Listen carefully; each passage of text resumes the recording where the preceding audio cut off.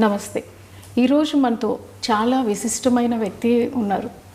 2 తెలుగు రాష్ట్రాలకి సంబంధించిన mega family అందరికీ ఈరోజు పండగ కానుంది. ఆవిడెవరో కాదు, ముద్దుగా అందరూ అంజనమ్మ అని పిలుచుకునే మన చిరంజీవి గారి తల్లిగారైన అంజనాదేవి గారు. అమ్మ నమస్తే. నమస్తే అండి. అమ్మ సినీ కళామ తల్లికి 3 స్టార్స్ని ఇచ్చారు. అదేవిధంగా 6 మళ్ళీ యువతరాన్ని ఇచ్చారు. సో ఇప్పుడు మనం పవన్ కళ్యాణ్ గారు డిప్యూటీ సీఎంగా బాధ్యతలు తీసుకొని 100 రోజులు గడుస్తూ ఉంది. సో దీని మీద మీ మనోభావాలు చెప్పండి. ఎలా ఫీల్ అవుతున్నారు? ఎంత కష్టపడ్డాడు అంత వాడికి సుఖం వచ్చింది పాపం. ఇప్పుడు అంత కష్టపడాలి కదా, ఇంకా ఎక్కువ కష్టపడాలి. ఇదివరకు అంతా కష్టపడ్డాడు, ఇప్పుడు ఇంకా ఎక్కువ బాధ్యత తీసుకొని బాధ్యత ఎక్కువ అయింది ఇప్పుడు వాడికి. మీ ఇంటి చిన్నోడు రాష్ట్ర ప్రజలందరికీ పెద్దన్న అయ్యాడు. దీన్ని ఎలా భావిస్తున్నారు? ఆయన బాధ్యతలు సంతోషంగా ఉంది. అంత కష్టపడ్డా వాడికి భగవంతుడు మంచి ఇది ఇచ్చాడు, అదృష్టం. ప్రజలకు సేవ చేసే భాగ్యం ప్రసాదించాడు. 10 ఏళ్ళు అవుతుంది ఇప్పటికీ ఆయన స్థాపించి. 10 ఏళ్ళ నుంచి ఇంటికి దూరంగా చాలా పీక్లో ఉన్నటువంటి కెరీర్ని పక్కన పెట్టి రాత్రింబవళ్ళు ప్రజలతోనే ఉంటూ ఆయన ఎక్కడ ఉంటే అక్కడ, కొన్ని ప్రాంతాల్లో అయితే కనుక ఆయన నేల మీద పడుకున్న రోజులు కూడా ఉన్నాయి. మంచినీళ్ళు దొరకని ప్రాంతాలు అంటే పాడేరు లాంటి ప్రాంతాల్లో కూడా ఆయన తిరిగి ఎప్పుడు పట్టుపరుపుల మీద ఉండే పర్సన్. ఒక్కసారిగా ఆ విధంగా ఉంటాం. అలా చూసినప్పుడు మీకు ఎలా అనిపించింది? బాధగా ఉంటుంది. మరి చెట్లు తిరుగుతున్నాడంటే వారికి అవన్నీ ఏం లేదు. ఇంట్లో అయినా సరే ఎక్కడైనా అట్ట పడుకుంటాడు. అలా షూటింగ్ వచ్చేసి అలా ఆ సోఫాల మీద అలా పడుకొని నిద్రపోతాడు. గదిలో పడుకోవాలని లేదు. కష్టపడతాడు. ఇంత కష్టపడ్డానమ్మా అని కూడా చెప్పడు. నాకు బాధగా ఉంటుంది వాడు చేస్తుంటే, అట్లా అంత కష్టపడుతున్నాడే బిడ్డ అని చెప్పేసి. చిన్నప్పటి నుంచి కూడా ఏం అడిగేవాడు కాదు అసలు. చిన్నప్పుడు అదొకలా కామ్గా ఉండేవాడు అంతే మనిషి. అన్నం భోజనానికి రమ్మంటే కూడా వచ్చేవాడు కాదు. అందరూ వచ్చేవారు, వాడు లేట్గా వచ్చేవాడు భోజనానికి. ఇది కావాలి అది కావాలని ఏమి అడిగేవాడు కాదు అసలు. మీకు చేతి వంట ఏది ఇష్టం ఆయనకి? వాడికి పలావ్ ఇష్టం. పలావ్ ఇష్టం తింటాడు. ఏదైనా తింటాడు కానీ పలావ్ అంటే కొంచెం బాగా ఇష్టం. మీతో ఉన్నప్పుడు ఆయన ఎక్కువగా పలావ్ తీసుకుంటారు అంటే veg non veg? Non veg. Non veg అడగడు. ఇది కావాలి అది కావాలని అడగడు నన్ను. ఏది నాకు మనసు ఒప్పగా చేసి పెడతాను. పెట్టాలి కదా వాడికి పాపం, ఏది అడగడని చెప్పేసి. సో చిన్నప్పటి నుంచి నాకు ఇది కావాలని ఏది అడిగారు? అస్సలు అడిగేవాడు కాదు. నేను ఏదో ఒక ఇంటర్వ్యూలో విన్నట్టు గుర్తు నాకు. చిన్నప్పుడు ఏదో టీవీఎస్ అడిగాను, కొనిపెట్టలేదు, అందుకే ఇప్పుడు కంటిన్యూస్గా నేను బైకులు కొంటున్నాను అని. నిజమేనా? ఏమో మరి నాకు జ్ఞాపకం లేదు అసలు. ఈ మధ్యకాలంలో చూసుకుంటే ఎక్కువగా నరసింహస్వామి క్షేత్ర దర్శనలు, వారాహి దీక్షలు, అంటే అందరూ బాగుండాలని. అలాగే మొన్న వెంకటేశ్వర స్వామి క్షేత్రంలో జరిగిన లడ్డు వ్యవహారంలో కూడా దానికి ప్రక్షాళనగా ఆయనే ముందుగా ఒక దీక్షని శ్రీకారం చుట్టారు. ఈరోజు 11 రోజులు దీక్ష చేస్తున్నారు. సో దీనిపై మీరు ఏమంటారు? సంతోషంగా చేయటం మంచిదే కదమ్మా. అంత అదృష్టం కదా ఆయన. వెంకటేశ్వర స్వామి దీక్ష తీసుకున్నాడంటే వాడికి ఎప్పుడైనా ఇట్లా దీక్షలు తీసుకోవడం అలవాటు అయిపోయింది చిన్నప్పటి నుంచి కూడా. అయ్యప్ప స్వామి మాల వేసుకుంటాడు.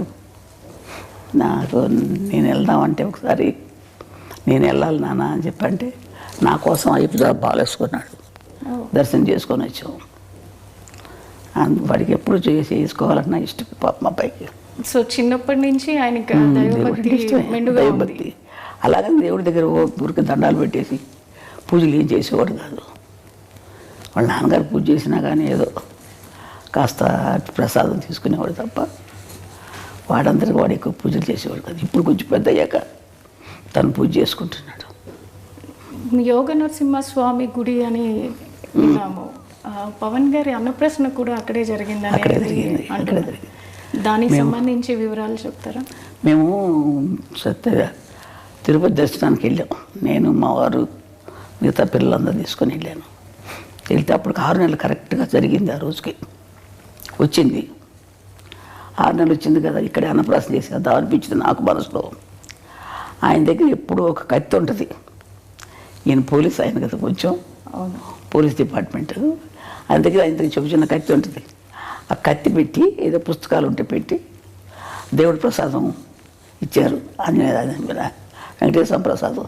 ఆ ప్రసాదం పెట్టి అక్కడే యోగనరసింహస్వామి దగ్గర పడుకోబెట్టేసి చేశాను. చూసి పడుకోబెట్టి ఇక్కడే చేసేద్దామంటే అన్నాను ఆయనతోటి, మా వారితోటి. ఇంకా అంతకంటే అదృష్టం ఏముందిలే అని చెప్పి వాళ్ళకి చేశాను. చేస్తే ఆయన కత్తి పుట్టుకున్నాడు. తర్వాత పెన్ తీసుకున్నాడు. ఓకే, అంతే. సో దాన్ని ఎలా చూస్తారు మీరు? కత్తి పట్టుకున్నవారు కాబట్టి దాన్ని మీరు ఎలా భావించారు ఆ రోజున? ఏం భావించాను, చాలా కోపంతో వచ్చిపోతాడు పిల్లడు, ఏదో ప్రజలకి ఏదో చేస్తాడని చెప్పి అనుకున్నాను నేను. అంటే అప్పుడే ఊహించారు మీరు? ఊహించాను, ఏదో చేస్తున్నాడు, కత్తి పట్టుకున్నాడు, ఏదో చేస్తాడు అనుకున్నాను. మరి పెన్ను పట్టుకున్న దానికి ఏమనుకున్నారు? అది చదువు తక్కువే వస్తుంది అనుకున్నాను. పెన్ను పడుకు వెనక రెండోసారి కదా చదువు. ఇది కష్టపడి పని చేస్తాడు, ప్రజల కోసం చేస్తాడు, ఏదైనా చేస్తాడు అనుకునేదాన్ని. కోపంగా అందరినీ రక్షించడానికి చేస్తాడు అనుకున్నాను. అంటే వాళ్ళ నాన్నగారు బాగా తిరుగుతారులేండి, ఆయన కూడా పోలీస్ డిపార్ట్మెంట్ కదా, ఆయన బుద్ధులన్నీ ఉన్నాయి ఆయనకి, ఆయన గుణాలే ఉన్నాయి ఈయన కూడా. కొంచెం తిరగటం, కోపం అన్నీ ఉన్నాయి. ఆయన కూడా అట్లా తిరిగేవారు. ఆయన ప్రభావం ఆయన మీద చిన్నప్పటి నుంచి ఉండేదా? చిన్నప్పటి నుంచి వాళ్ళ నాన్నగారితో బాగా ఎక్కువ ఉండేవాడు. అటాచ్మెంట్ ఎక్కువ. లాస్ట్ కదా వాళ్ళ నాన్నగారు లాగా ఉంటాడు, బుద్ధిగా. ఎక్కువ తిండి గురించి కానీ ఎక్కువ మాట్లాడు, మితంగా మాట్లాడతాడు, మితభాషి. అందుకని వాళ్ళ నాన్నకి ఇష్టం ఈ కొడుకు అంటే ఎక్కువ. అంటే అలాగని వాళ్ళ మీద లేకుండా లేదు, వీడు కొంచెం కామ్గా ఉంటాడు ఇంట్లో కూడా, ఎవరితో ఎక్కువ మాట్లాడేవాడు కాదు. మాట్లాడితే మా చిన్నమ్మాయి, లాస్ట్ అమ్మాయి కొంచెం దగ్గర, అందుకని దాంతో మాట్లాడేవాడు ఎక్కువ. చిన్నప్పటి నుంచి పవన్ కళ్యాణ్ గారు పుస్తకాలు ఎక్కువగా చదువుతూ ఉండేవాళ్ళ? ఎక్కువ స్కూల్కి వెళ్ళేది ఒక లేదు, కొంచెం ఇంటర్మీడియట్ 10th క్లాస్కి 8th క్లాస్కి వచ్చేటప్పుడు వాళ్ళ అన్నయ్య క్లాస్ మేము లైబ్రరీ ఉంటే బుక్స్ లైబ్రరీ, ఆ బుక్స్ చదువుకుంటూ ఉండేవాడు, ఎక్కువ చదివేవాడు. ఎందుకు ఎక్కడికి వెళ్తే చదువుతున్నానమ్మా అనుకునేవాడు, అనేవాడు అంతే. ఆ తర్వాత పెద్దయ్యాక కూడా అదే బుక్స్ అదే అలవాటు వచ్చేసింది. ఇప్పటికి కూడా పుస్తకాలు ఇంట్లో పెట్టుకొని, చాలా పెద్ద పుస్తకాలు. వాళ్ళ నాన్నగారు కొంచెం చదివేవారు పుస్తకాలు, అవి వాళ్ళ నాన్నయ్య అలవాటు అయిపోయి బాగా అయ్యి అది ఎక్కువ చదువుతూ ఉంటాడు. తర్వాత నాకు తెలియదు ఎన్ని పుస్తకాలు ఉన్నాయి. మొన్న చూస్తే నేను ఇంట్లో ఇన్ని పుస్తకాలు ఉన్నాయి, ఎక్కడ అవన్నీ చదివి అందుకని ఇంత ఇది వచ్చిందేమో వీడికి ఆలోచన అనుకున్నాను నేను. చిన్నప్పుడే అనుకున్నారా పెద్దయ్యాక ఏమవుతారు అనేది? నేను అంత ఆలోచించలేదమ్మా, ఊహించలేదు ఇలా అవుతారని అయితే అస్సలు అనుకోలేదమ్మా. నేను ఎవరి గురించి నేనేమో అనుకోను, వాళ్ళ అదృష్టాలను బట్టి జరుగుతుంటుందమ్మా. ఇంట్లో ఎక్కువ ఎవరితో అటాచ్మెంట్ ఉంటుంది? చిరంజీవి గారితో. ఆయన చిన్నప్పుడు వాళ్ళ అన్నయ్య బాగా దగ్గర తీసి, ఒక చిన్నపిల్లడు ఇప్పుడు ఎక్కువ ఈ చిన్నవాడు కదా, ఆయన ఎత్తుకొని ఫోటోలు తీసుకోవడం, వాళ్ళ అన్నయ్య తమ్ముడిని చాలా జాగ్రత్త బాగా చూసుకునేవాడు. తమ్ముడు అంటే పెద్ద ఆయన. అట్లాగే పెద్ద అయినా కానీ వాళ్ళ అన్నయ్య వదిన ఇప్పటికీ వాళ్ళ అన్నయ్య వదినతో. అంటే మేము నెల్లూరులో ఉండేవాళ్ళం, మా వారికి జాబ్ అక్కడ. ఇంకా అందుకని మాకు ట్రాన్స్ఫర్లు అయ్యాయి. అందుకని పిల్లలు చదువులు సరిగ్గా ఉండవని చెప్పేసి నేను తీసుకెళ్ళిపోతానమ్మా అన్నాడు మా పెద్ద అబ్బాయి. కళ్యాణ్ బాబుని తీసుకెళ్తాను, అక్కడ చదివిస్తానన్నాడు. అందుకని పంపించాను మెడ్రాస్కి. కళ్యాణ్ గారికి మీరు అన్నప్రాసన ఇప్పుడే పేరు పెట్టి ఉంటారు కదా, చిన్నప్పుడు పెట్టిన పేరు పవన్ కళ్యాణ్ అయినా? లేదు, కళ్యాణ్ కుమార్ అని పెట్టాం, శ్రీ కళ్యాణ్ కుమార్ అని పెట్టాం. ఆ తర్వాత పవన్ అని ఎవరో పెట్టారంట, నాకు తెలియదు అది. ఇప్పుడు అన్నప్రాసన చేసినప్పుడు మీరు ఖచ్చితంగా ఏదో సాధిస్తాడు అని అనుకున్నారు కదా. 10 ఏళ్ళు అవుతుంది పార్టీని స్థాపించి. దానికన్నా ముందు ప్రజారాజ్యంలో అన్నగారితో ఉంటూనే అక్కడ యూత్ వింగ్ చూస్తూ అప్పుడు ప్రజల్లోనే మమేకమై ఉన్నారు.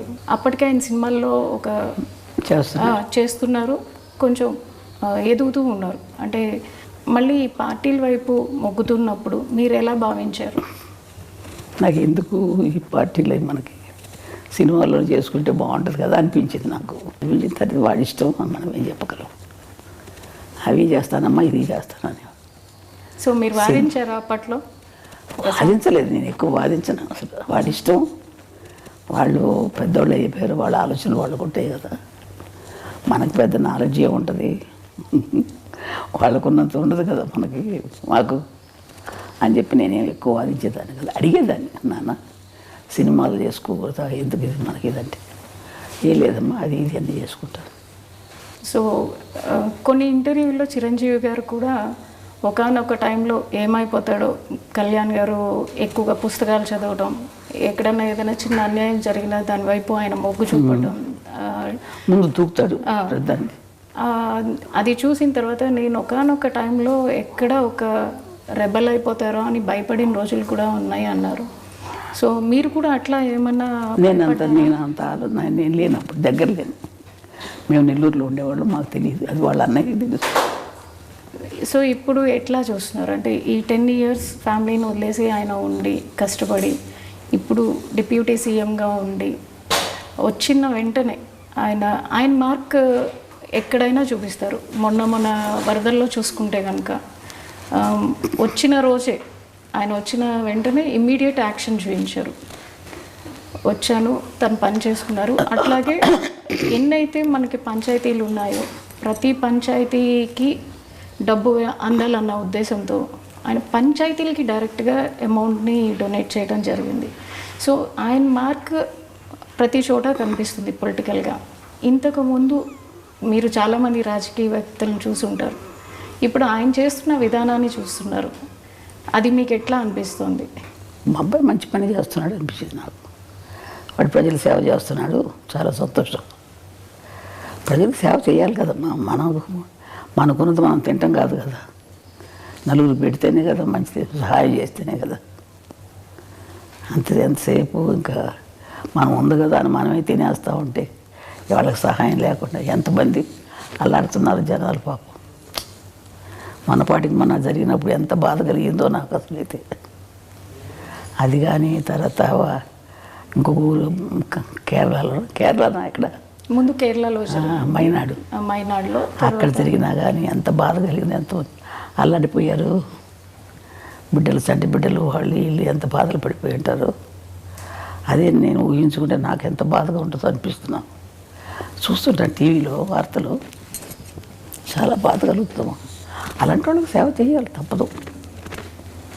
ఏదో మనకు శక్తి కొద్ది మనం చేస్తే మంచిదే కదా, వాళ్ళకి సహాయం చేస్తే.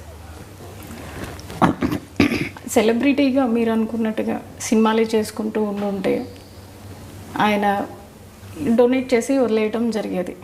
కానీ క్షేత్రస్థాయిలో ఆయనే ఉండి పొలిటీషియన్ అయ్యాక క్షేత్రస్థాయిలో ప్రతి ఒక్కరికి దగ్గరుండి ఆయనే ప్రతిదీ అందేలా చూసుకుంటున్నారు. సో ఈ విధానాన్ని మీరు ఎలా చూస్తారు?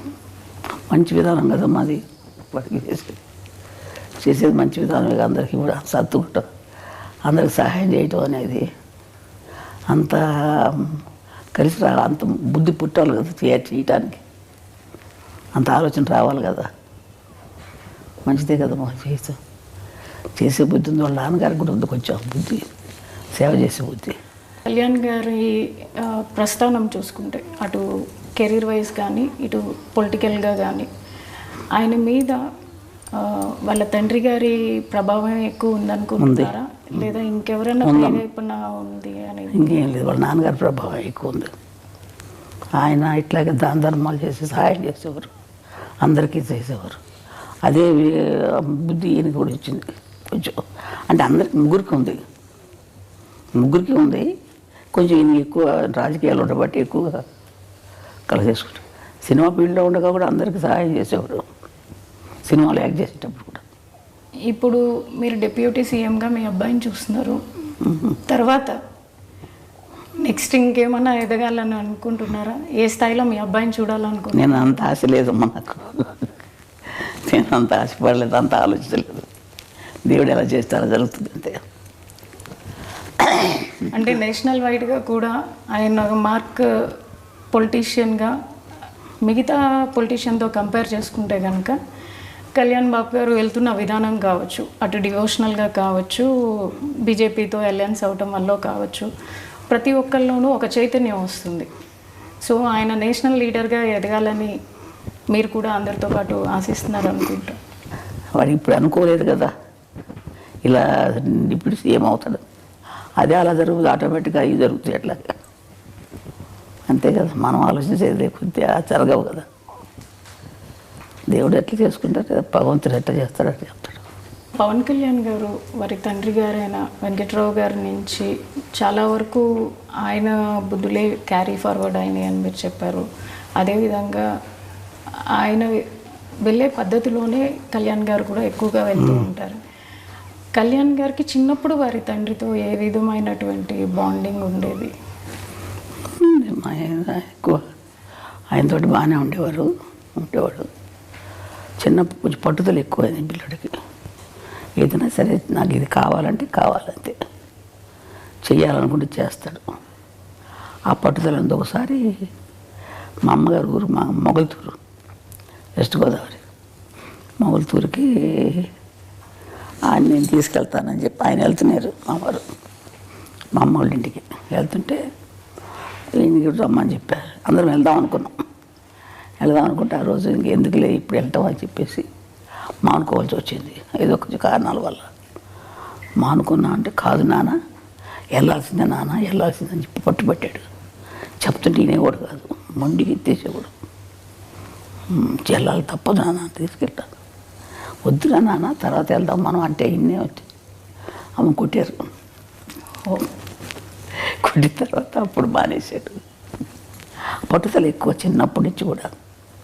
ఇది చెయ్యాలంటే చేసేసేవాడు అంతే. మరి మన ఫోన్లో ఎందుకు అని ఊరుకోడు. ఇప్పుడు అదే పట్టుదల వచ్చింది అడిగి, ఏదైనా చేయాలని కూడా చేస్తాడు. అదే పట్టుదల ఇప్పుడు ఈ స్థాయికి ఆయన రావడానికి కారణమవుతుందని మేము కూడా అంతే నమ్ముతున్నాం.